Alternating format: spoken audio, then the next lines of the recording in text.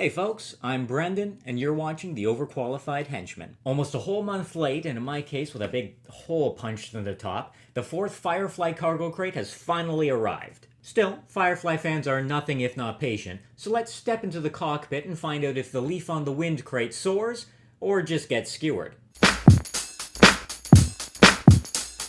This cargo crate is all about the pilot of Serenity, Hoban Washburn, so let's get things started with his many faces. The t-shirt features 9 cartoonish caricatures of Alan Tudyk's character, ranging from flabbergasted to angry to just relieved. This style of t-shirt design is maybe a little overdone in fandom merchandise, but I think this is a good example of it. The expressions are all funny enough at a glance that it reads well without needing to stop and actually read the text. I should mention though that at least my copy has a printing error where some of the hair on flabbergasted isn't colored incorrectly. Not really a deal breaker for me, but it's definitely sloppy. Next we've got a 4-card Saffron expansion for the Firefly version of Flux.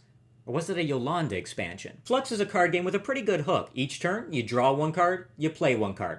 Couldn't be simpler. The catch is that each card anybody plays changes the rules in some way, whether it's the number of cards you draw, the turn order, or the win condition. So, the rules are always in Flux. Because the game's so simple, it has about as many branded variations as Monopoly, but it's a little less likely to ruin relationships or reveal the darkest sides of family members. Believe it or not, that's not the only pack of 4 cards in this cargo crate, because we've also got these interplanetary flashcards brought to you by Blue Sun Travel. Each card features a different planet from the verse, with statistics and trivia on the back. We've got Persephone, Higgins Moon, Hera, and Beau Monde. In other words, each of the planets had served as a sub-theme for each of the cargo crates so far. They're nicely designed and pretty fun. I certainly wouldn't mind seeing another set of 4 down the road. Now that sort of gives away that the sub-theme for this crate is Beau Monde, Wash's home planet, which means we get a Beau Monde travel sticker. I've said it in past videos, but I love the variety we're getting in these stickers. The Beau Monde one looks like a lantern, but if you look closely, inside it has a cityscape. That makes sense because Wash says on the show that Beau Monde has so much light pollution and smog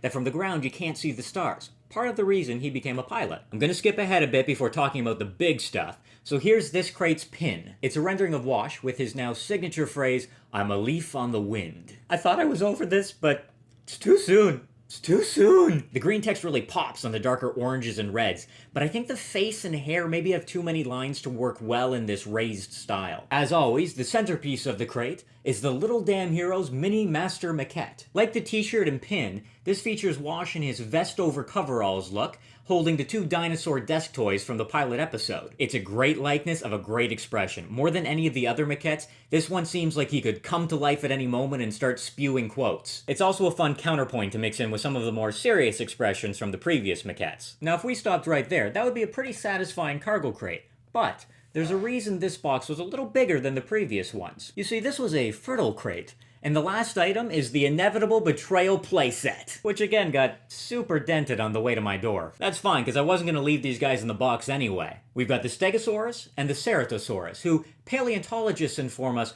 would have had a distinctly evil laugh. The icing on the cake is a couple of palm trees, so you can deck out your desk just like Wash's spot in the cockpit of Serenity. Now these guys don't have any articulation, but really they shouldn't. And I'd say they're as close as anything in the cargo crates has come to the wow factor of the Kaylee Bear from the original crate. I don't think there's a Firefly fan out there who could pick these guys up without immediately going, "I think we should call it your grave!" The delay and the damage during shipping are a bummer, but these guys alone push this crate way into the win column for me. Interestingly, it sounds like the next cargo crate isn't going to be themed around a crew member, but rather around Serenity herself. That makes sense because the ship was as much a character as anyone, but also because there were 9 main crew members and passengers, and if Loot Crate and Quantum Mechanics want to stretch this subscription out over at least 2 years, well, they need at least 12 themes. Does that mean we're going to see some kind of Serenity maquette?